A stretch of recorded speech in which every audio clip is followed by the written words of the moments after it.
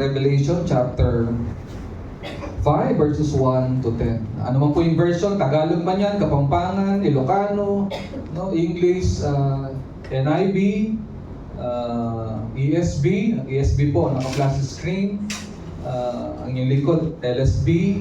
No, nawa, atin pong basahin sabay-sabay ng malakas. Tayo po ay magbasa ng salita ng Diyos. Then I saw in the right hand of him who sits on the throne a scroll written inside and on the back, sealed up with the 7 seals.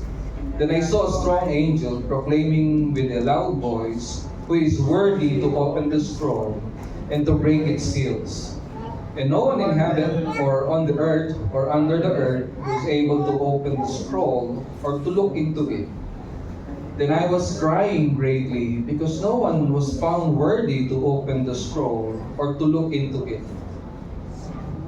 And one of the elders said to me, "Stop crying. Behold, the lion that is from the tribe of Judah, the root of David, has overcome, so as to open the scroll in its 7 seals." Then I saw in the midst of the throne and the 4 living creatures, and in the midst of the elders, a lamb standing as if slain, having 7 horns and 7 eyes, which are the 7 spirits of God, sent out into all the earth. And he came and took the scroll out of the right hand of him who sits on the throne. And when he had taken the scroll, the 4 living creatures and the 24 elders fell down before the Lamb, each one having a harp and golden bowls full of incense, which are the prayers of the saints. And they sang a new song, saying, "Worthy are you to take the scroll and to open its seals, because you were slain and purchased for God with your blood people from every tribe and tongue and people and nation. And you made them to be a kingdom and priests to our God, and they will reign upon the earth." May the Lord bless us for the reading of His word. Shall we pray? Almighty God, our Heavenly Father, thank you so much for the reading of your word. May the purpose for which you have established your word, and it will be preached right now, will accomplish indeed its purpose, for your honor and for your glory. We ask for your mighty Spirit to move in us and through us, to be able to change us into the kind of person you want us to be. Give us the wisdom to be able to understand, and give us the power to be changed, to be transformed into Christ-likeness. Forgive us from all our sins. Cleanse us from all our unrighteousness, that nothing and no one will stand in the way of us receiving your word and indeed be the kind of person you want us to be.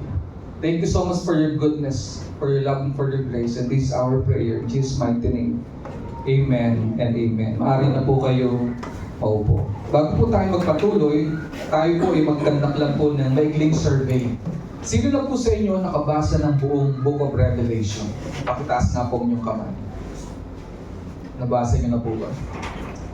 Kung hindi niyo po nabasa ang Book of Revelations na ng buo, I encourage you to read it. Not only read the whole book, but read it repeatedly. Paulit-ulit po. Guys, ko po kayo encourage, so bago po tayo magpatuloy. No?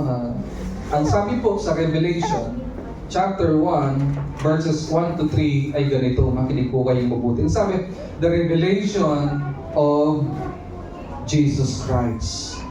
The revelation of Jesus Christ. Marami sa atin ayaw basahin ng Revelation. Bakit? Pastor, apocalyptic po kasi yan eh. Ang pananaw natin, ang meaning ng apocalypse sa atin, sa mundo na ito, alin? End of the world. O parang nakakatakot, doomsday. Yun po. Pero alam po ninyo, ang ibig sabihin ng apocalyptic ay yung salitang revelation.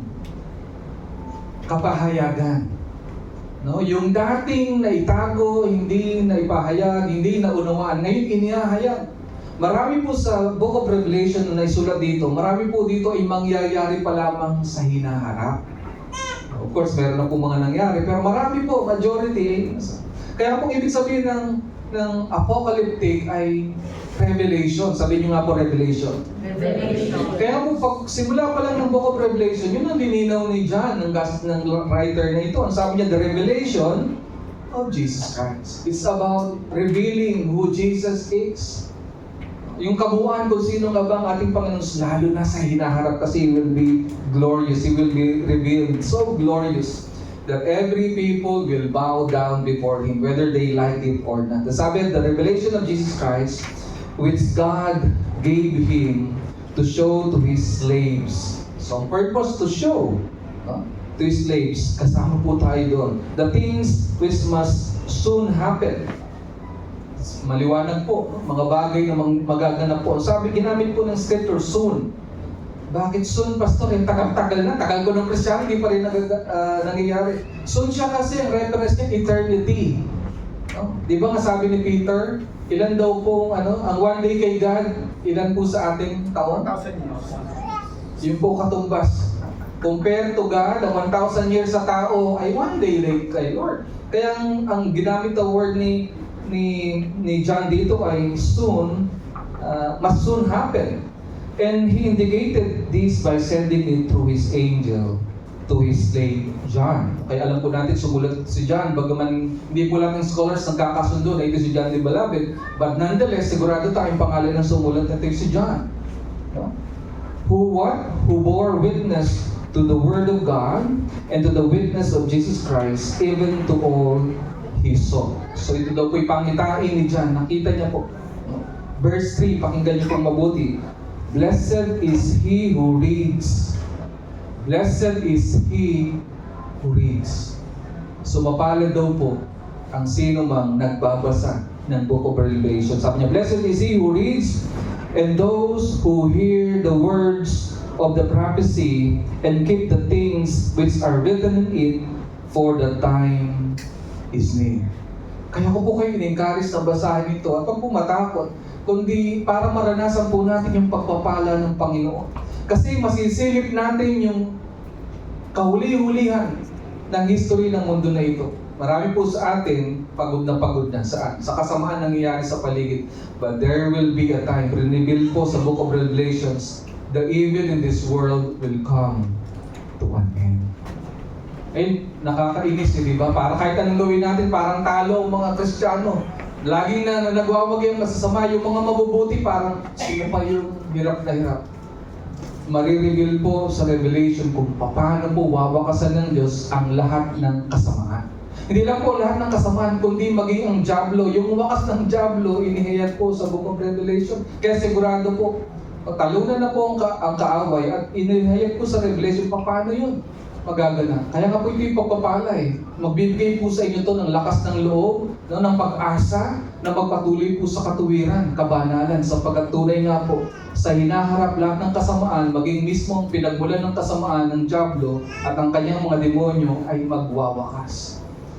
Hindi lamang po sa kawakasan ng kasamaan, kundi po anong kahinatnan natin, mga kapatid, hindi lang po tayo pang langit. Ang ending natin hindi lang sa langit. Kasi merong bagong langit at bagong lupa. At sa ating passage na binasa kanina, hindi lang po tayo magmamana ng pagpapalang spiritual. Ang sabi, tayo daw po ay maghahari sa mundo. Pero hindi po itong mundo na ito. Kaya nga po exciting eh. Kaya po in-encourage ko po kayo magmula po mamaya, bukas, sa susunod na araw, simulan na po ninyong basahin ang Book of Revelation at tingin sa Panginoon, sa atas at patnubay ng banal na Espiritu na kayo gabayan.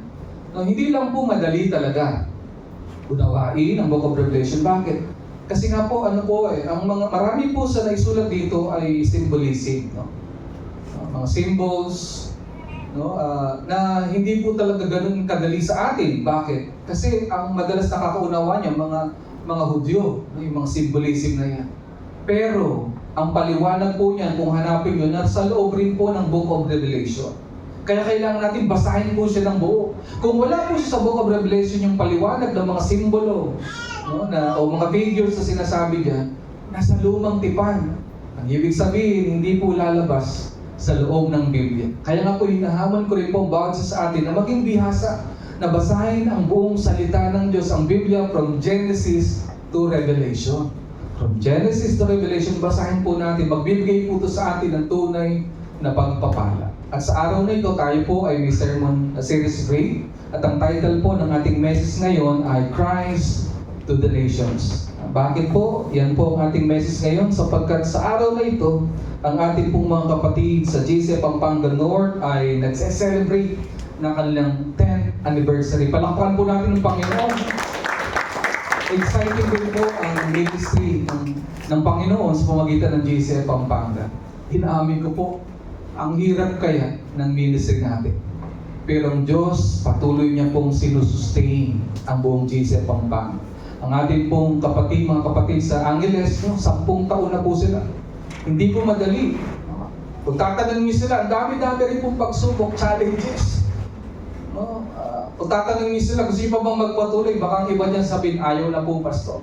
Pero tayo po'y magpapatuloy sa atas at biyaya ng Panginoon. Salamat po sa Panginoon kasi ito po mga nakalipas na taon. Meron na po tayong GCF Central, ang San Fernando, GCF Pampanga North, ang Angeles, ang GCF Pampanga West, ang Guagua, Lubao, Bacolor area, at soon, Lord willing, hanggang Bataan. Ang GCF Pampanga South, ang Apali, Kalumpi, ang San Simon area. At Lord willing po, may lulunsad na rin po ang GCF Pampanga East. Ang Mexico, Araya, Santa Ana, sa biyaya po ng Panginoon. Bakit po, Pastor? Tayo nagpapasimula ng mga churches. Kasi nga po tayo po ay naniniwala ng pinaka-epektibong paraan para madisipulo ang mga tao ay sa pamagitan ng church. Sa pamagitan po ng church. Salamat sa Panginoon, pinapalawig niya. Yung kanyang kaharian sa pamagitan ng GC Pampanga. Kaya po sa ating mga kapatid sa GC Pampanga North, kami po ay nakikigala at nakikiselebrate ng inyong ika-10 anibersaryo. Nawa nga po patuloy po nating alwalatiin ang ating Panginoon. At ang ating message ngayon ay inihanda po ng ating senior pastor sa GCF Maine, sa GCF Ortigas, na si Dr. Larry Pabiona. Ang title nga po, Christ to the Nations, based on Revelation 5:1-10. This is the GCF Pampanga North 10th anniversary message. Ang sabi po, Dr. Larry, every believer is entrusted with the gospel, which in Greek is literally what? Good news. Good news. But the gospel is more than good news. The gospel is the greatest news in all the world, in all time, and history. Kaya nga po mahalaga na dapat ito po ay ating makabisa. Ang mabuting balita, hindi lang po siya good news, kundi the greatest news in all the world, in all the time, and history. Nawa ma-excite po tayo na hindi lang tanggapin ang mabuting balitang ebanghelyo, kundi ito po yung ipamalita. Kaya nga po, we are to take the gospel of Christ to the nations. We are to take the gospel of Christ to the nations, standing from where you are, the oikos you are in. Kung tatanungin niyo po yung lingkod at maging salita, saan tayo magsisimula? Pastor, kung nasaan tayo? Kung estudyante ka, ang iyong mission field ay ang iyong eskwelahan. Kung ikaw ay magulang, family, mga kamag-anak, tayo po dito sa GC Pampanga West, nandito ang Guagua, ang Lubao, ang Bacolor, sama mo na ang Florida Blanca, ang Santa Ines, at maging Lord willing ang Bataan.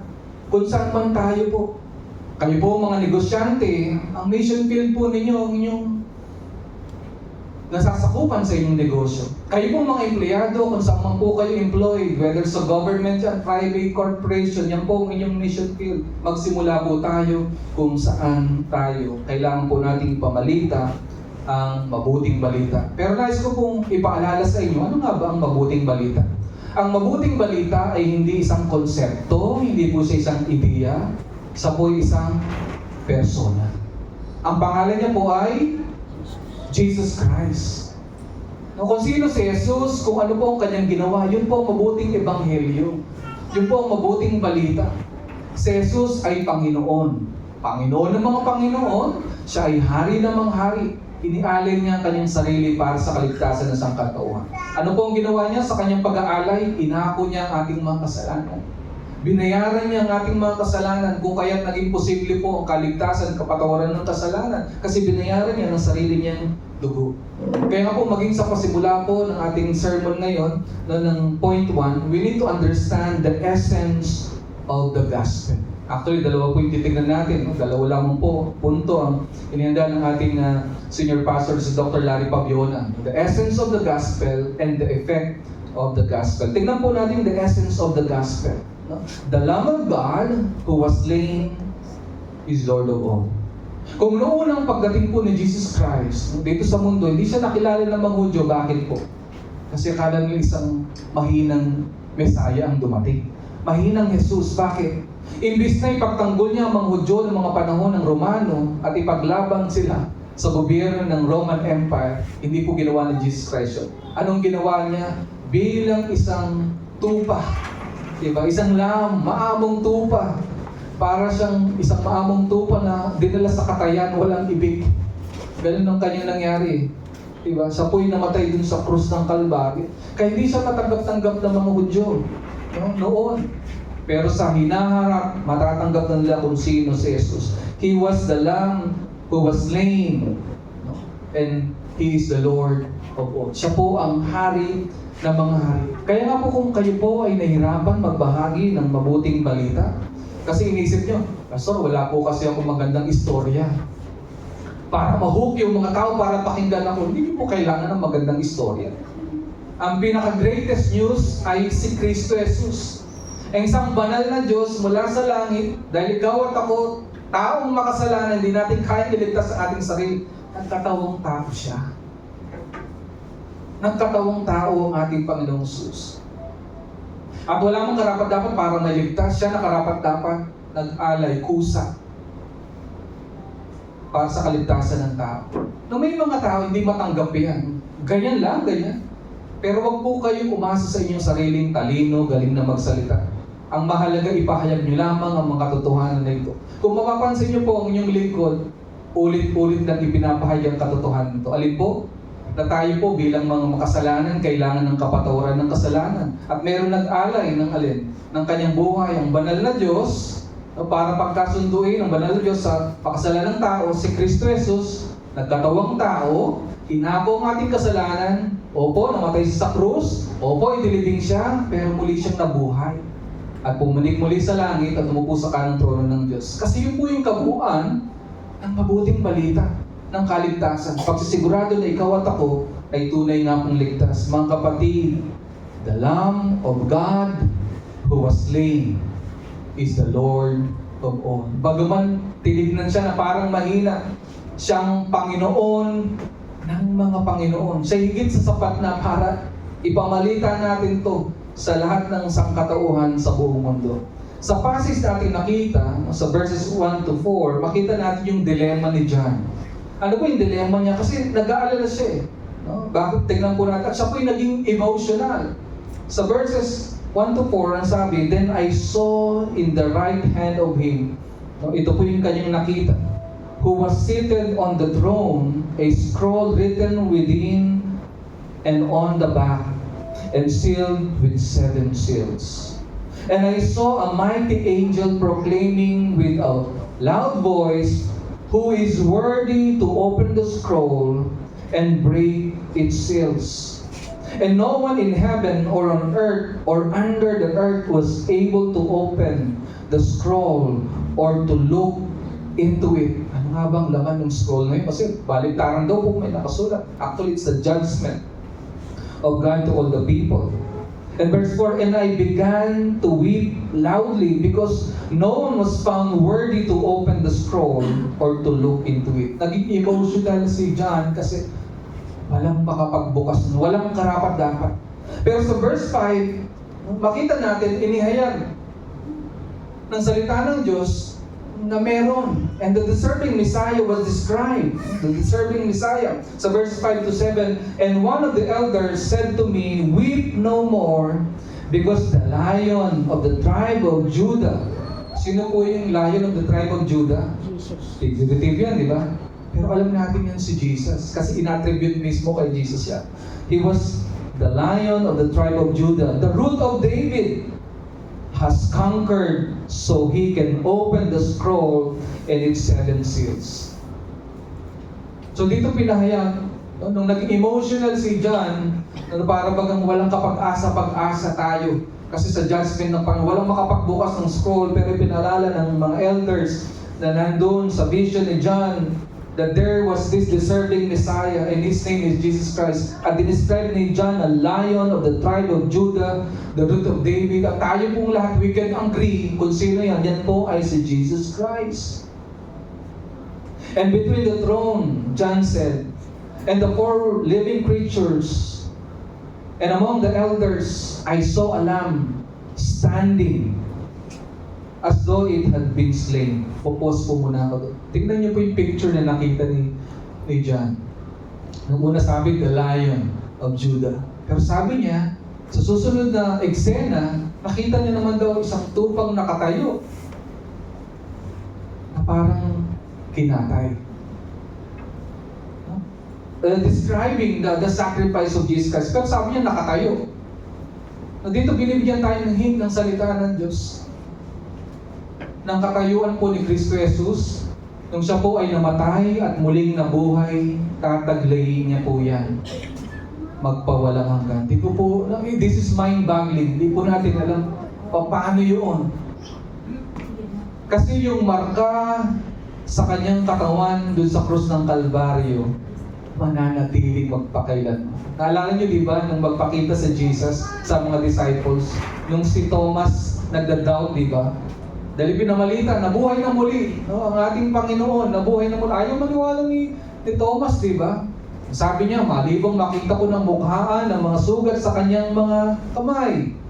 Malibang aking maisuot ang aking daliri sa kanyang tagiliran. Hindi ako maniniwala na nabuhay nga ang ating Panginoon. Pero dito sa vision na ito, yung ring mga marka ng kanyang pagdurusa doon sa krus ng Kalbaryo, nakita ko ni John.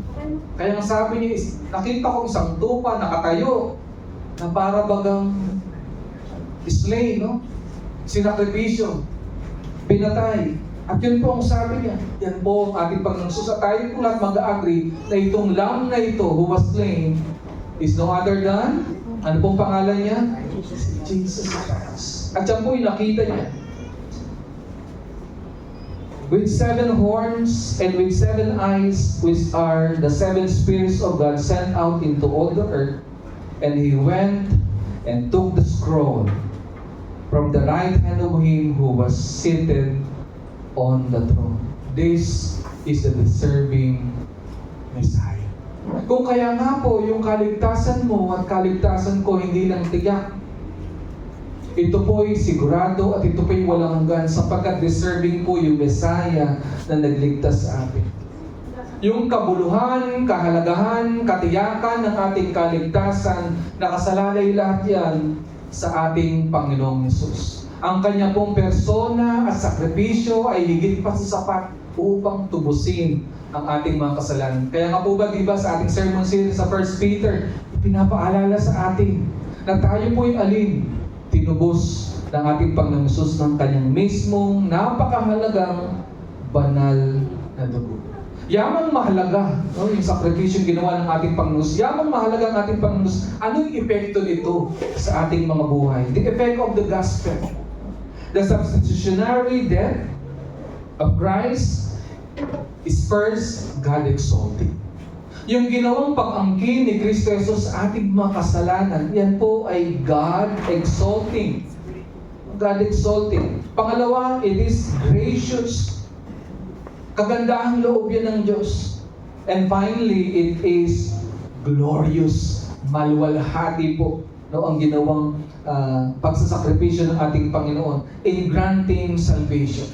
Kaya nga po, kung ating itong lubos na naunawaan, magbibigay po ito sa atin ng kagalakan sa ating mga puso. Magiging mapagpasalamat po tayo, mga kapatid.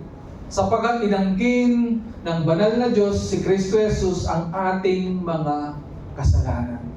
Yung kaparusahan na dapat mong tanggapin, sino ang umako? Si Kristo. Yung utang na dapat mong bayaran, si Kristo ang nagbayad.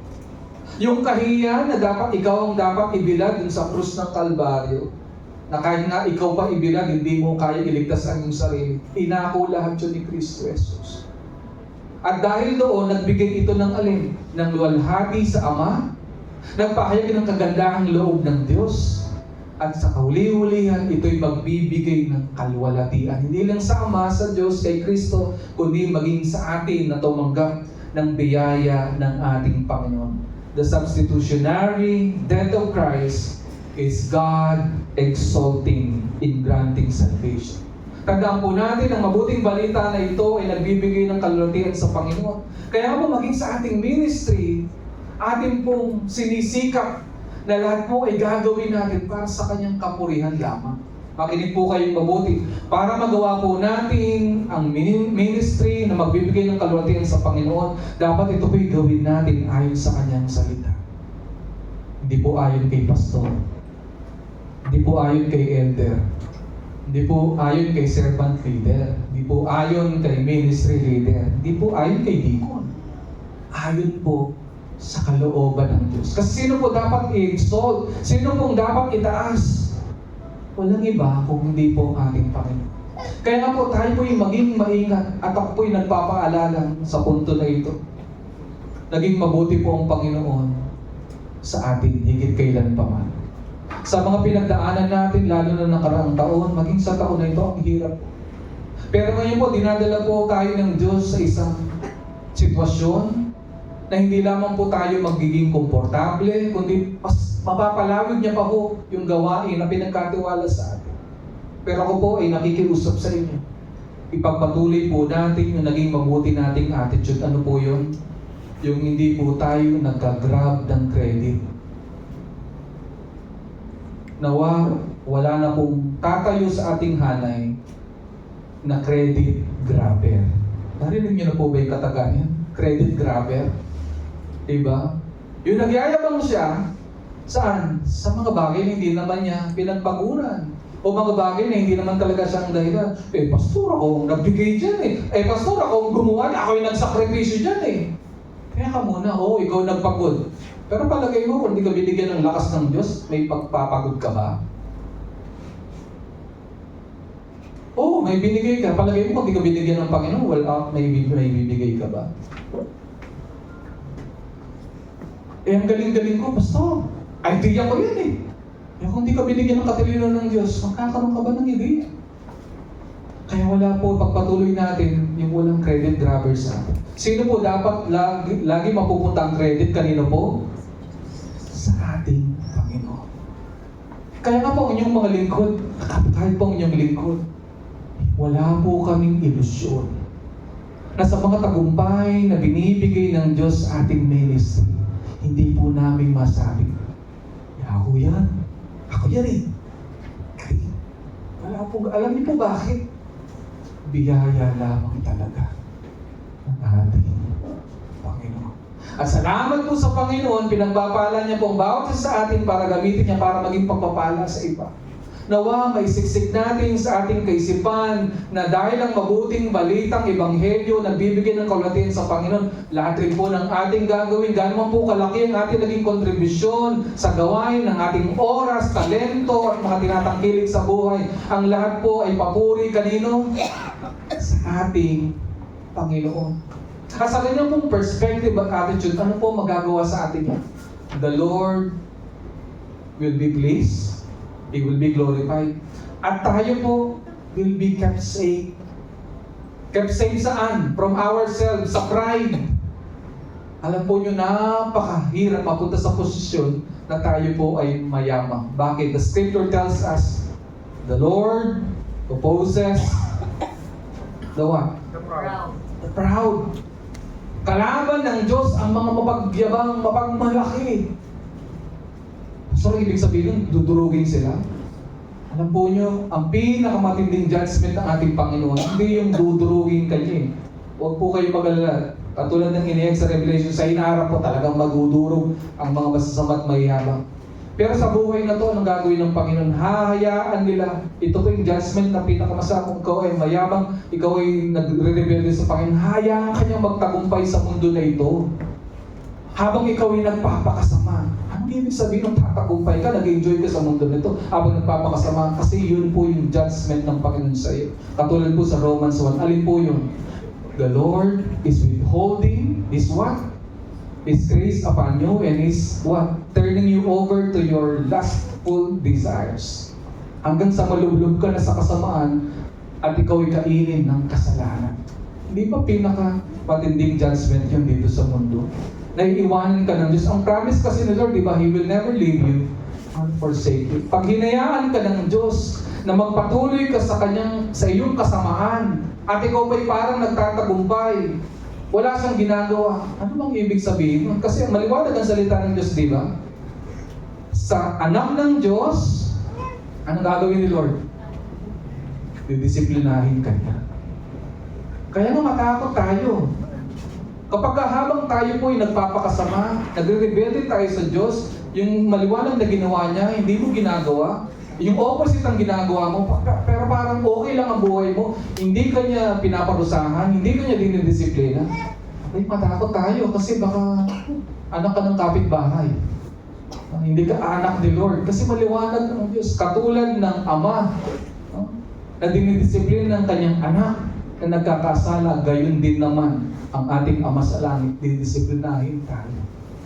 Kaya magtaka po tayo kung tayo pinagpapatuloy sa kasalanan, pero lalo pa umaayos ang buhay mo, ay matakot po kayo. Kasi hindi yan ang kalooban ng ating Panginoon. Kaya tandaan natin, huwag po tayo magyayabang. Narinig niyo po ba? Ako po yung nakikiusap. Marami pong mabuting parating para sa GCF Pampangulis. At mas marami pa po. Huwag nating hamunin ng Diyos na tayo kanyang muling ibagsak at disiplinahin. At nangako naman po ang Panginoon, hindi po ba? Sa mga nagpapakababa, anong pangako niya? Tataas. Kaya ulitin ko po sa ating po lahat, lalo na po sa mga leaders po ng ministry nito, wala po sa ating nawa maging credit grabber. At purihin po ang Diyos sa inyo, lalo na po sa inyo na ang laki-laki po ng tulong na binibigay nyo sa inyong oras, sa inyong talento, sa inyong tinatangkilik sa buhay. Salamat po ng marami. Salamat po ng marami. Hindi ko man po mabanggit ang iyong mga pangalan, pero alam po ng Diyos ang iyong mga pangalan na nakalista sa langit. Kapag kayo po ay tumulong sa gawain, no strings attached. Salamat po, bakit? Kasi hindi nahihirapan ang inyong lingkod. Hindi nangingilag ang inyong lingkod. At salamat sa inyo na ang laki-laki ng natutulong nyo. Pero pag kayo po ay aking kinokonfront, no? Aking pong ipinapayag sa inyo ang salita ng Diyos, kahit ang sakit-sakit, kahit na umaaray kayo, hindi kayo nagtatampo kay pastor. Bakit? Kasi tama yung puso nyo. Salamat sa inyo. Kayo yung mga dahilan kung bakit masarap pa rin ang tulog ni pastor. Bakit? Kasi kahit ang laki-laki na ng sakripisyo nyo, sa gawain na ito, dahil ang nais nyo luwalatiin ng Panginoon, kayo po'y nagpapatuloy kasama ng inyong lingkod. Kaya nga po katulad ng sakripisyo ni Kristo Jesus, it is God exalting. At ang kaligtasan na ito na pinagkaloob ng Diyos sa atin, patuloy na magbibigay ng kalultian sa Kanya. Kaya ang sabi po ni John, worthy are you to take the scroll and to open its seals. Indeed, worthy is the Lamb that was slain. He is worthy. Pangalawa po, the substitutionary death of Christ is gracious in granting salvation. Kagandahan po ng loob kung bakit naging posible na magsakripisyo si Kristo Jesus. Alam po niyo, hindi lamang po inako ni Kristo yung ating mga kasalanan. Ipinagkaloob niya sa iyo na nalig sa Kanya yung Kanyang kabanalan. Kaya nga sabi po ni John, for you were slain, and by your blood you ransom, you purchased people for God from every tribe and language and people and nation. Makinig po kayong mabuti. Tayo po ay binayaran ng Panginoon ni Kristo Jesus, yung kanyang banal na dugo, binayaran niya. Kanino ibinayad? May mga tao po nag-iisip sila na yung dugo ni Kristo Jesus pinangbayad yun sa dyablo. Makinig po kayong mabuti. Hindi po. Wala po tayong utang sa dyablo. Kanino po tayo may utang? Kay God. Kay God. Kaya nga si God ang magpaparusa sa makasalanan eh. Diba? Kaya si Kristo Jesus, yung ginawa niyang sakripisyo, yung pagbubuo ng kanyang kasalanan, yung pambayad doon, ibinayad yun sa Diyos, kaya naging katanggap-tanggap. Hindi po sa diablo. Wala tayong utang sa diablo. Actually, ang diablo nga nagnanakaw sa atin. Pero tayo pinalaya nga ng Diyos sa pagbayad ng ating mga kasalanan sa Diyos mismo, sa kanyang wrath, no, sa kanyang sumpa, ngit-ngit at galit, tayo pinalaya rin naman sa kapangyarihan ng kaaway ng diablo at ng kasalanan. Pero tayo po ay binayaran, no, ni Kristo Jesus sa Diyos para sa Diyos. Yung nga po yung irony yun eh.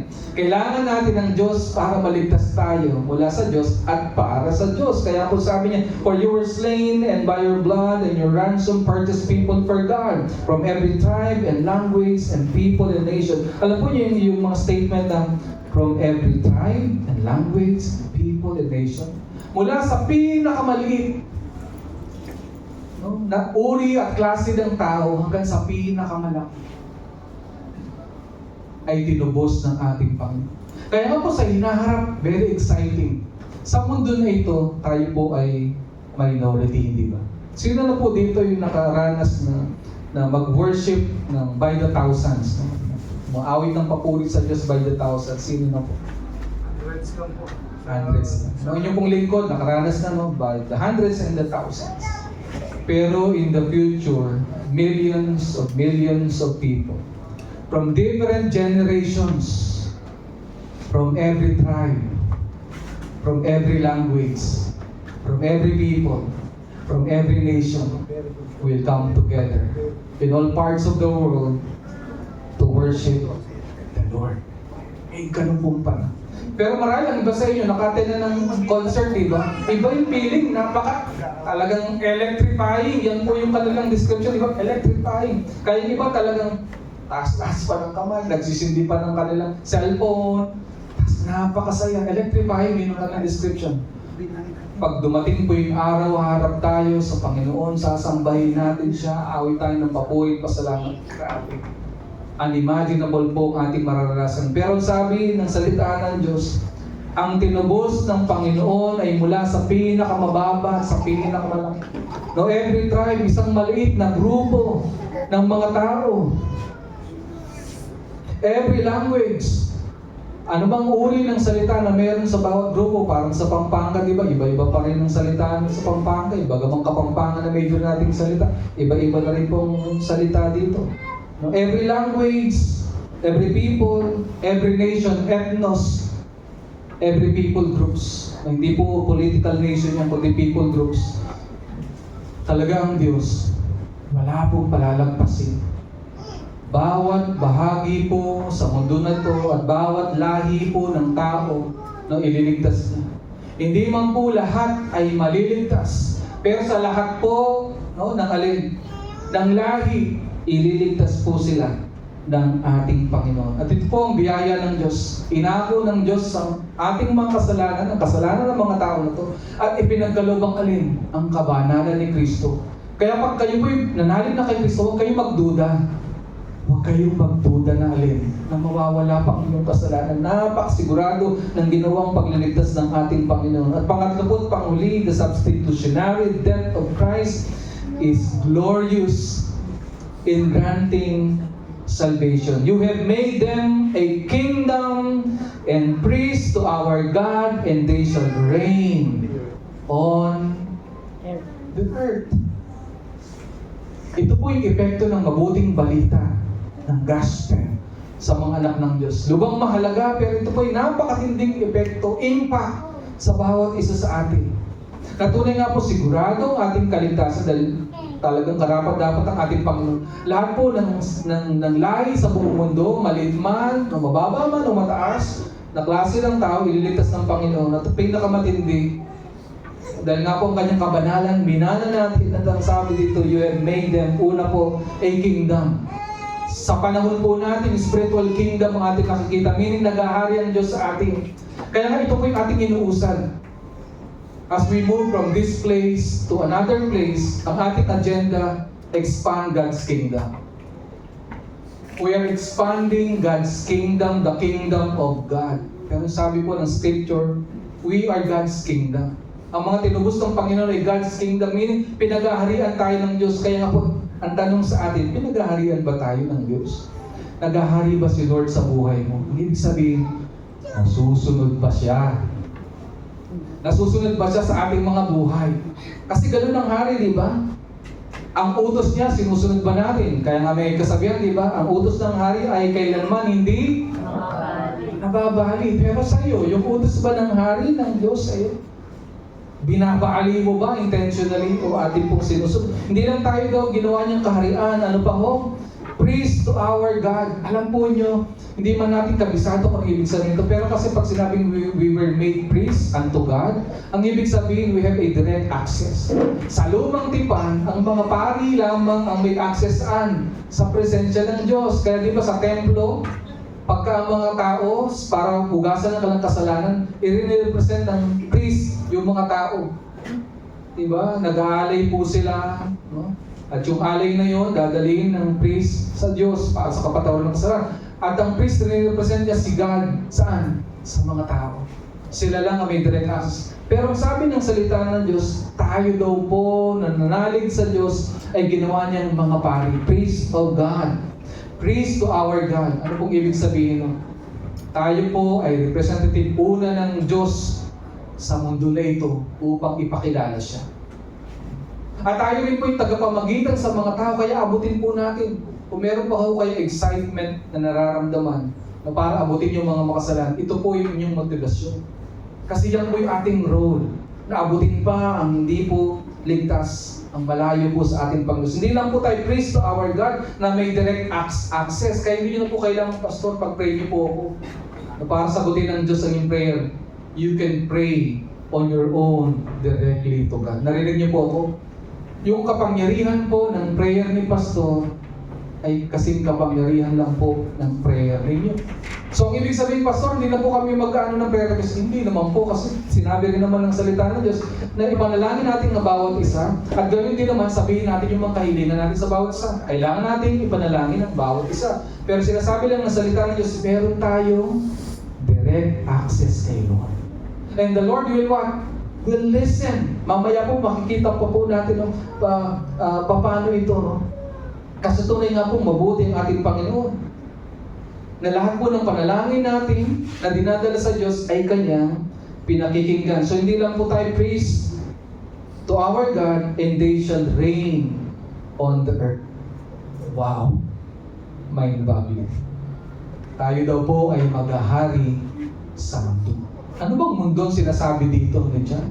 Ito kayang mundo na ito? Definitely hindi po. Of course, may mga Bible scholars na pinagtatanong kung anong mundo na ito. May nagsasabi na ito daw po yung millennial kingdom. No? Yung pagre-reign ni Jesus ng 1,000 years. Hindi man tayo sigurado kung anong earth yan, pero ito pong sigurado.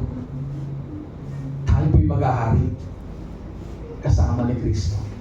Yun pong sigurado. Kasi ang sabi niya, they shall reign on the earth. Whether yan sa millennial kingdom or not, we shall reign. At yun po yung promise ng ating Kaya kung kayo po na pagod na nabubuli, Pastor, lagi na lang ako nabubuli kasi mahina ako. Kasama po sa pangako natin. Abay, hindi ka na pwedeng bulihin. Kasi ikaw na yung nangunguna, ikaw na yung nag-ahari. Pero hindi pa ngayon ito. Kaya dapat po tayo po ay magpatuloy. So ano po yung dapat natin gawin? Let us serve sacrificially so that the gospel of Christ may reach all nations. Kaya para po mapadali yung mga panahon na to na dinescribe ng Scripture, magsipag po tayo. Yung ating mga ginagawang sakripisyo, no? Dito po, sa paglipat na naman natin, kayo po na nagsasakripisyo, no, financially, ng talento ninyo, ng oras ninyo, maraming salamat. Ginagawa natin yan para alin? Para yung ebanghelyo may mapalaganan pa po natin at ma-advance po yung kingdom ng Panginoon. Sacrificially. Ano po bang ibig sabihin ng sacrificially? Ibig sabihin, we will do things unselfishly. Hindi lamang po natin iniisip yung ating mga sarili, yung kapakanan ko, kundi maging kapakanan ng ibang tao. Na yung ginagawa natin dito, kahit itong ating mga technical team na kung titignan lang, Ano bang significance ng kanilang ginagawang ministry? Hindi. Sila po ay nakakatulong para mapalawig yung Ebanghelyo. Tumutulong sila sa inyong lingkod para maging malinaw ang mensahe may paabot sa inyo. Minsan, hindi natin makita yung significance ng ating ginagawa, mga sakripisyo natin. Pero ulitin ko po, bawat sakripisyo nyo nakikita ni Lord. At yan po'y dapat natin gawin upang ang mabuting balita may paabot natin sa lahat ng mga bansa o sa lahat ng people groups. Kaya nga po, ano po dapat natin gawin? Pray expectantly. Pray expectantly. So, ang sabi po sa Matthew 24:14, pray expectantly. Expectantly of what? Ang paalala po ni Jesus sa Matthew 24:14 ay ganito. Kung meron po kayong Bible, you can open your Bible sa Matthew 24:14. And this gospel of the kingdom shall be proclaimed. And this gospel of the kingdom shall be proclaimed in the whole world. It will proclaim in the whole world as a witness to all the nations, and then the end will come. Ang sabi ni Jesus, the gospel of the kingdom will be preached into all the nations, and the end will come. Ang ibig sabihin, ang tanda ng pagbalik na talaga ng ating Panginoon, pag hindi natin alam kaya, malaki po ang kinalaman ng alin ng pagbabahagi natin ng mabuting balik. So we pray na gamitin tayo ng Panginoon na mapabilis. Pwede pa lang mapabilis o mapabagal. No? Mapabilis po ang muling pagbabalik ng ating Panginoon. Pastor, marami pa po akong pangarap. Maliit pa mga anak ko, huwag po kayong mag-alala. Hindi po matutumbasan ng muling pagbabalik natin Panginoon yung mga pangarap niya yan. So pray expectantly. Let us pray that God will use us to advance His kingdom. Not only that, give joyfully. Give joyfully. Give your time, give your talents, give your treasures sa ating Panginoon. Makita po natin sa Psalm 67, ano po bang paalala ng salita ng Diyos sa Psalm 67? Nawa, buksan din po nyo at inyong pangnilay-nilayan ito sa darating na linggo. Psalm 67, ito po ang sabi ng salita ng Diyos, God be gracious to us and bless us. Indeed, we desire the grace of God and we want to be blessed. Pero sabi niya, God be gracious to us and bless us and cause His face to shine upon us, that your way may be known on the earth, your salvation among all nations. Itong psalmist na to, ang kanyang desire, yes, to be blessed, to receive God's grace. Pero anong purpose? That God will be known on the earth and His salvation among the nations. Verse 3, let the peoples praise you, O God. Let all the peoples praise you. Let the nations be glad and sing for joy. For you will judge the peoples with uprightness and lead the nations on the earth. Let the peoples praise you, O God. Let all the peoples praise you. The earth has yielded its produce. God, our God, blesses us.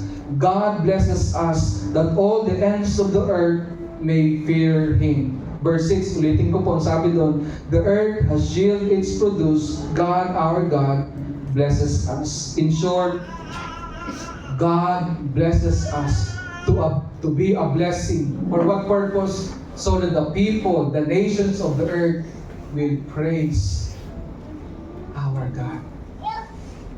Kaya po, when we give our time, our talents, and treasures, ito po dapat yung ating motivation, ito po yung ating iniisip. At salamat po sa atin na kada linggo, no, we are faithfully giving to the work of the Lord without string attached. Without strings attached. Salamat na tayo po ay sanay, may kagalakan, nagbibigay. Bakit? Kasi ito po'y paraan ng Diyos para mapalawig niya ang kanyang kaharian. Ito po'y paraan upang magtiwala tayo sa Diyos na anumang pong ating ibinibigay linggo-linggo para sa ating Panginoon ay magagamit lamang para mapalawig ang kanyang kaharian. Salamat sa inyo. Yun po yung nangyayari sa atin. Huwag niyo na po akong tanungin magkano. 10% ba yan? Generous ba yan? Cheerful? Ang tanong, joyfully ka ba nagbibigay? sa Panginoon. I will encourage you, kung hindi nyo pa rin po ito naging disiplina, na linggo-linggo, lagi-lagi may kagalakan, nagbibigay sa Panginoon, I encourage you. Hindi ko po kayo in-encourage kasi parang ito lang yung alam ko. Alam po nyo yung mga lingkod faithfully doing that. At ang yung mga leaders faithfully doing that. At ito po ang good news, hindi naman po nagkukulang ang ating Panginoon at patuloy po tayong gagamitin ng ating Panginoon. And finally, go intentionally. Because a high view of God fuels devotion to personal, local, and global missions. Kaya how can we go if we don't pray and depend on God and give joyfully? Paano tayo lilipat ng lugar? Sa inyo po mga leaders, before I close, narinig niyo po ang inyong lingkod sa isa nating fellowship. Kasi parang dating ang inyong lingkod ay hindi sigurado sa ating paglipat. Pero aking sinabi, malibang hindi tayo mag-commit, maging responsible, i-sustain, suportahan yung ating paglipat. Hindi pa tapos ang aking gawain. Bakit? Ang aking gawain, i-challenge kayo lahat, tayong lahat maging responsable na hindi natin iasa sa iba o kanino pa man. No, yung sustenance ng ministry dito sa GC Pampanga West. Ang gagamitin ni Lord sa oras ninyo, sa talento ninyo, sa mga tinatangkilik niyo sa buhay. Tayo po yun, hindi ibang tao, hindi po yung kapitbahay. At salamat sa Panginoon kasi tumutugon kayo. Salamat sa Panginoon, may mga taong tinatawag ng Panginoon. Lalaki, babae, bata, matanda, na nagkukumit ng kanilang time, talents, and treasures para patuloy tayong humayo. At sinasabi ko po sa inyo, sa laki ng ating commitment, sa laki ng ating sakripisyo, we can go not only intentionally, but indeed we will make an impact in a way that is beyond our imagination. Indeed, the Lord will use us for His honor and for His glory. Tandaan natin, hindi lang ang taga-Guagua, Bacolor, Lubao ang ating aabutin. Hindi lang po ang taga-Florida, Blanca, Santa Ines ang Bataan. Even beyond these provinces, because we will go to the nations. Church, listen carefully as I close. Christians who believe that Christ is sovereign over all time and history will take the gospel of Christ to the nations, starting where you are. Starting where you are. At yan po yung ating passion. If we are truly passionate of the Lord, we will have compassion to the lost. Kaya nga po sa ating po mga kapatid sa GC Pampanga North, happy 10th anniversary sa inyo. Pagpalain po kayo ng Panginoon. At muli po palakpakan po natin Panginoon sa buhay ko ng GC Pampanga. Sa ating po sa GC Pampanga, let us expect that the Lord will move mightily in us and through us. Remember, we are expanding God's kingdom. That's why we will give our all for God's glory. That's why here at GC Pampanga, we are in the ministry of knowing Christ deeply and making Him known widely. Shall we bow our heads? Shall we pray? Lord God, thank you so much sa iyong pong pagpapaalala sa amin ng iyong banal na salita. Alam po namin, the best is yet to come. At nga po as we look into your word, especially in the book of Revelations, we will be excited of the fact that indeed what you have promised will surely come true. Marami na po kayong sinabi sa nakaraan na natupad. At marami pa pong parating kayong tutuparin. At ang mga pinakadakilang panahon para sa inyong mga anak ay parating pa lamang, O Diyos. At ibig nga po ang pinakamabuti na inaasam namin, Panginoon, magbigay sa amin ng pag-asa na magpatuloy sa kalagitnaan ng mga pagsubok. At ngayon pa lamang, Panginoon, kami po'y higit na nagpapasalamat maging sa pagpapala niyo po sa GC Pampanga West, kung paano niyo nga po kami dinadala sa isang posisyon, strategic position where we can make an impact not only to the community of Bacolor, Guagua, Lubao, Santa Ines, Santa Rita, Florida Blanca, and even Bataan, but even beyond, even to the ends of the earth. At kasabay po ng pasasalamat na ito, amin pong pinapasalamatan kayo for sustaining GCF Pampanga North as they celebrate their 10th year anniversary. Panginoon, pagpalain po ninyo ang buong GCF Pampanga para sa iyong kapurihan at kalulutian. Ito po ang aming dalangin sa pangalan po ng aming Panginoong Jesus. Amen and Amen. Tayo pong lahat ay tumayo para po sa ating paglilingkod o pagsamba sa ating pong pagkakaloob. Thank you po, Pastor Joey, for sharing God's word. Naway na bless po tayong lahat. At ngayon tayo na po dadako sa ating worship and giving. At bago po tayo magkaloob, tayo muna po yung manalangin. Muli, Panginoon, na kami po yung nagpapasalamat sa opportunity na ibinigay niyo sa aming lahat upang ikaw ay aming papurihan sa aming pagbibigay, Panginoon. Kami po nagpapasalamat sa pagpaprovide ng aming mga pangangailangan sa araw-araw, Panginoon. Tunay ay hindi ka nagpukulang sa bawat isa sa amin at ikaw ang siyang aming grateful. At ngayon po kami po ay magkakaloob ng